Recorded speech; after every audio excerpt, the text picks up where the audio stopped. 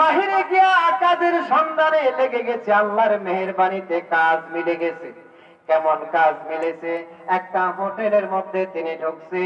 তার সুন্দর অবয়ব, আকৃতি, চেহারা আর সুন্দর ভাষা, সুন্দর ব্যবহার দেখে হোটেলের ম্যানেজার ডাক দিয়া বলে, বাবা তুমি যদি আমার এই হোটেলে কাজ করো তাইলে মাস নয় বছর সে বছর চলে যাবে। তোমাকে আমি উপযুক্ত বেতন দিব, পারিশ্রমিক দিব। অন্যত্র তোমার টেনশন করতে হবে না, চাকরির জন্য কোথাও দৌড়াতে হবে না। আমি তোমাকে উপযুক্ত বেতন দিব যদি তুমি আমার হোটেলে কাজ করো।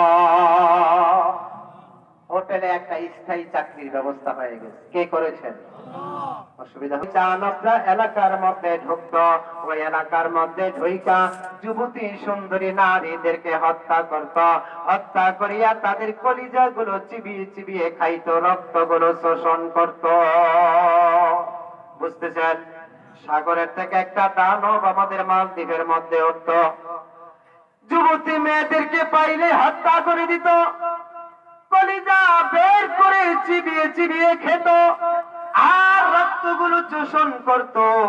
আমাদের মালদ্বীপের মানুষগুলো দরজা বন্ধ করে, দুপুর বেলায় দরজা বন্ধ করে রাখত।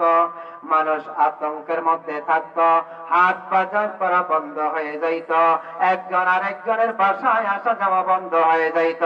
না জানি দানব কোন এলাকায় আক্রমণ করে, না জানি কার উপরে আক্রমণ করে। আজ থেকে 100 বছর আগের ঘটনা।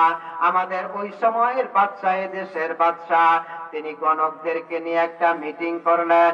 গণকদেরকে নিয়ে মিটিং করেছেন যে এই বিপদ থেকে আমরা কিভাবে বাঁচতে পারি, এই দানবের পাইকারি আক্রমণ থেকে আমরা কিভাবে বাঁচতে পারি, মালদ্বীপের মানুষগুলোকে কিভাবে বাঁচানো যায়।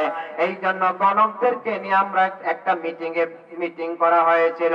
মিটিং এর মধ্যে গণকরা গনিয়া বাঁচিয়া তারা সিদ্ধান্ত দিয়েছে, যদি আপনারা নির্ধারিত ওই দিনের মধ্যে যদি সুন্দরী সুশ্রী কোন যুবতী নারীকে যদি ওই দানবের জন্য ভোগ হিসাবে যদি সাগর পার রাইখে আসতে পারেন, তাইলে দানব আর এলাকার মধ্যে ঢুকবে না, এই লোকতারি মানুষ হত্যা করবে না।